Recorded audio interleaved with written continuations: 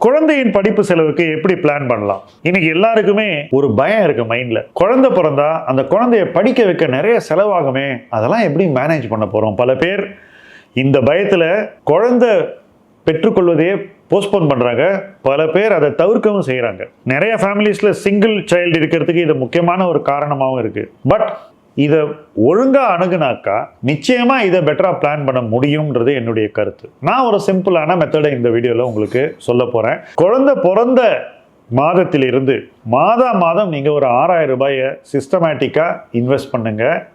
வருஷம் நீங்க 72,000 ரூபாய் அந்த குழந்தையின் படிப்புக்கு மாதம் 6000 என்ற விகிதத்தில் சேவ் பண்ண போறீங்க. 5வது வயதுல ஸ்கூல் அட்மிஷனுக்கு நீங்க 1 லட்சம் ரூபாய் வெளியே எடுக்க போறீங்க. உங்களுக்கு எவ்வளவு ரிட்டர்ன் எதிர்பார்க்கணும் அப்படின்னு ஒரு கேள்வியும் இருக்கும். 12% ரிட்டர்னை நீங்க எதிர்பார்ங்க. அதுக்கு மேல ரிட்டர்ன் வந்தா சந்தோஷம்.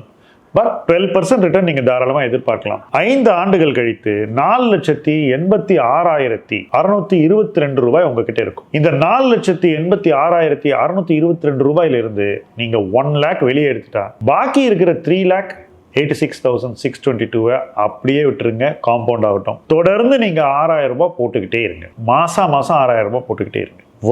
வருஷம் நீங்க 80,000 ரூபாய் அந்த படிப்புக்கு எடுப்பீங்க அப்படின்னு நான் இப்போதைக்கு அஸ்யூம் பண்றேன். அப்படி எடுத்தீங்கன்னாக்கா மாசம் நீங்க போடுற பணமே வருஷம் நீங்க பே பண்ற ஃபீஸுக்கு கேபிட்டலையும் கொடுத்துரும். ஸோ வருஷம் நீங்க ஸ்கூல் ஃபீஸ் பே பண்றதுக்கு ரொம்ப சிரமப்பட தேவையில்லை. 80,000 உங்க கையில கிடைச்சிரும். பாக்கி இருக்கக்கூடிய பணத்தை நீங்க டாப் அப் பண்ணிக்கலாம்.